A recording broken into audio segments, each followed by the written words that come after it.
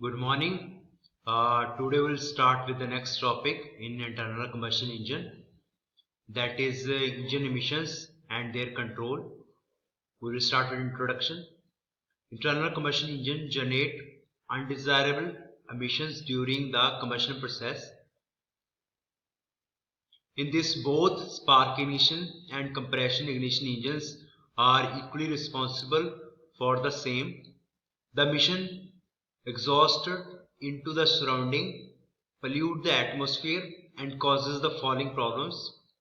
So global warming, that is increase in the temperature of the planet Earth. Then acid rain, which will come as during raining. You can see the pH value of the rain is little bit towards acidic.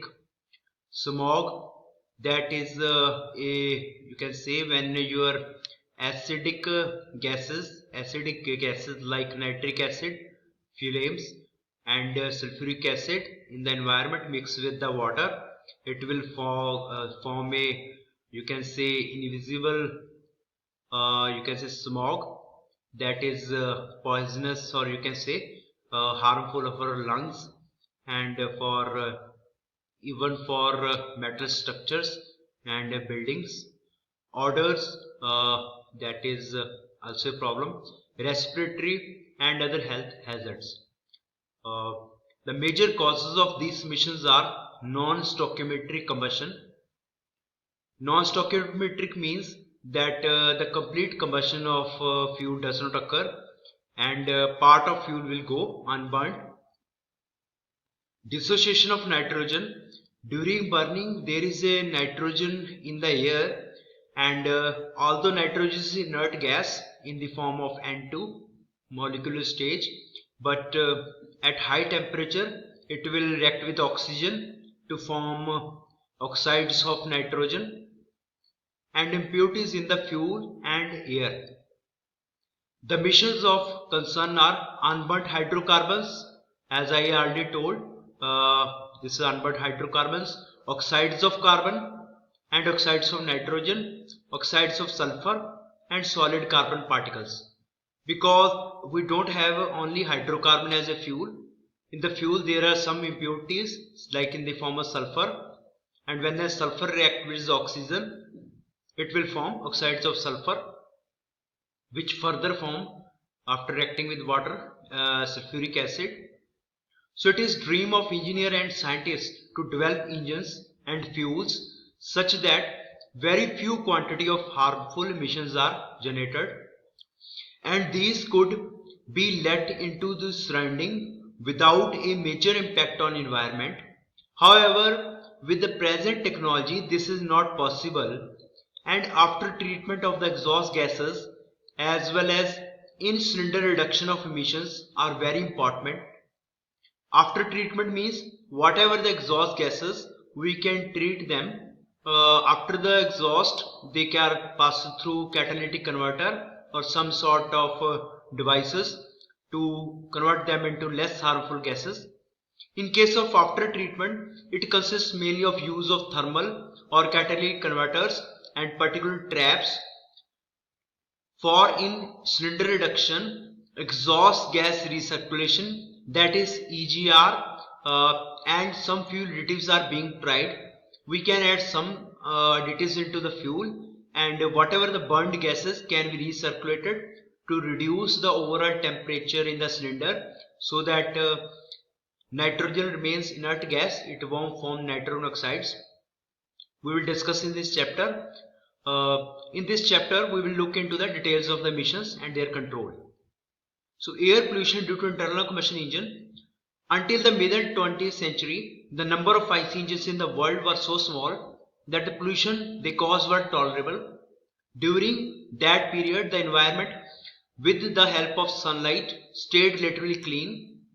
As world population grew, power plants, factories, and ever increasing number of automobiles began to pollute the air to the extent that it was no longer acceptable. During the late 1940s, air pollution as a problem was first recognized in Los Angeles basin in California. Two causes of this were large population density, and the natural weather conditions of area. Smoke and other pollutants from many factories and automobiles combined with fog that was common in the ocean area, and smoke resulted. To form smoke we need water and we need other products like oxides of sulfur and oxides of nitrogen. During the 1950s, the smoke problem increased along with increase in population density and automobile density. At this stage, it was realized that automobile was one of the major contributors to the problem. By 1960, emission standards were beginning to enforce in California. What are emission standards? That we'll discuss in detail. During the next decade, emission standards were adopted in rest of the United States, in Europe and Japan by making engines more fuel efficient and with the use of exhaust after treatment. Emission per vehicle of hydrogen, carbon monoxide and nitrous oxide were reduced by about 95%. Lead, one of the major air pollutants which we use as the anti-knock agent, was also removed, phased out as a fuel additive during 1980s. More fuel efficient engines were developed after 1990s. You can say one study shows that almost in 1970 the fuel consumption is almost double as compared to 1990. However, during this time the number of automobiles greatly increased, resulting in no overall decrease in fuel usage. Although fuels uses by per unit is hard, but the number of vehicles are doubled almost, so the pollution remains still same. Further reduction of emissions will be much more difficult and costly because research work will take some amount of extra energy and efforts. As world population grows, emission standards have become more stringent out of necessity. The strict laws are generally initiated in California, with the rest of United States and world following. So now we'll discuss about we will briefly go through the norms following in India also. Emission norms. Emission norms are statutory requirements that set specific limits to the amount of pollutants that can be released into environment. Norms focus on regulating pollutants released by automobiles and other powered vehicles. They can also regulate emissions from industry, power plants and diesel generators. The pollutants in general that are regulated are emissions of nitrogen oxide, sulfur oxides, particulate matter or soot, which is small particles coming out of the engines, carbon monoxide or volatile hydrocarbons. The fuel which is present in the fuel tank or pipes can also escape in the form of vapors, that is also a pollution. In the United States, emission standards are management by Environmental Protection Agency, that is EPA. The state of California has special dispensation to promulgate more stringent vehicle emission standards. Other states may choose to follow either the national or California standards. The European Union has its own set of emission standards that all new vehicles must meet. Currently, standards are set for all road vehicles, trains, barges, non-road mobile machinery like tractors also.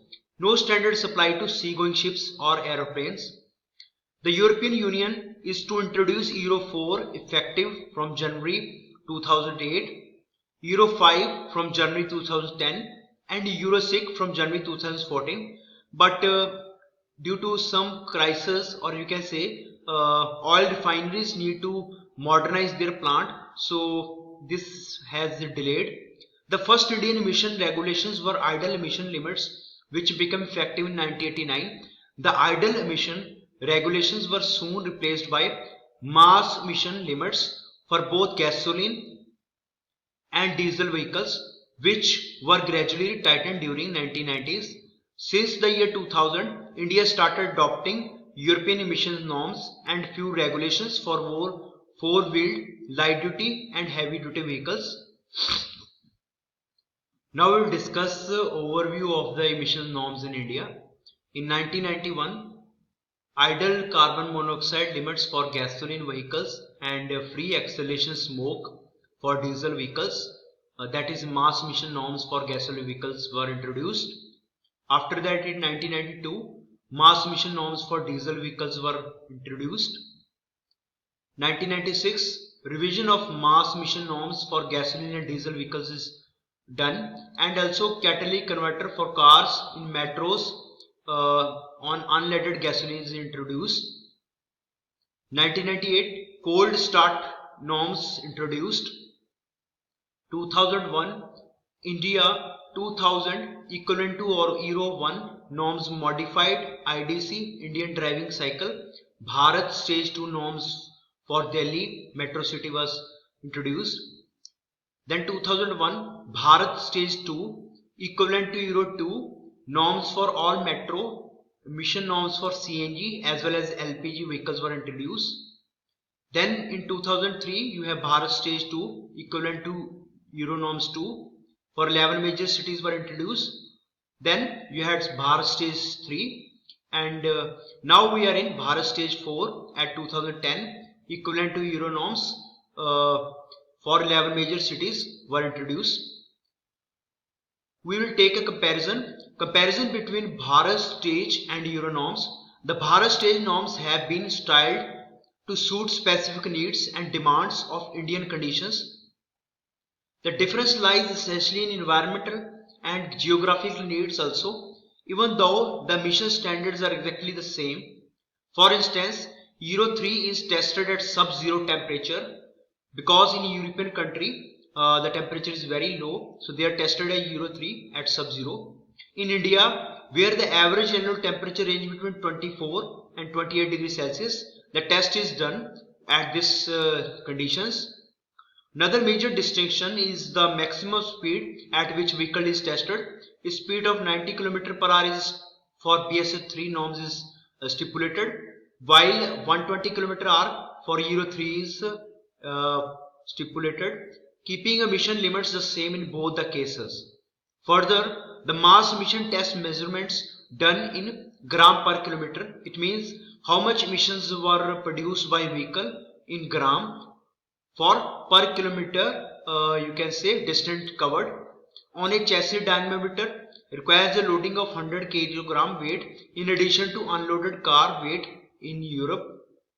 In India, Bharat stage 3 norms require an extra loading of 150 kg. This is the weight which we use in Europe, and this is the weight which we use in India because of the road conditions due to rainy seasons, and the India roads conditions are not as comparable to them. Details of norms of petrol and diesel vehicles are given in table. You can see in this table. So first, two-wheelers, its emission is given in gram per kilogram. There are carbon monoxide, hydrocarbon and hydrocarbon NOx is taken into consideration.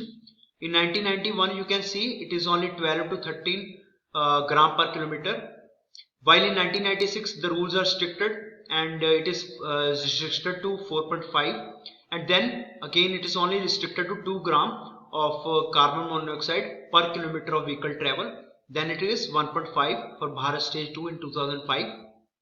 So again you can see here NOx value is reduced with time. At 2005 it is only 1.5 gram per kilometer of vehicle travel. For three-wheelers, these are slightly relaxed. You can say these values are more.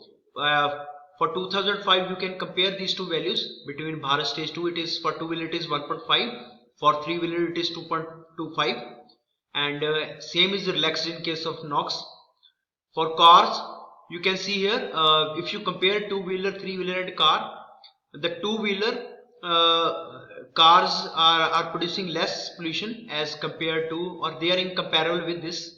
You can see here carbon monoxide in 1991 is 14 gram per kilometer, while in Bharat stage 3 it is 2.3 gram per kilometer.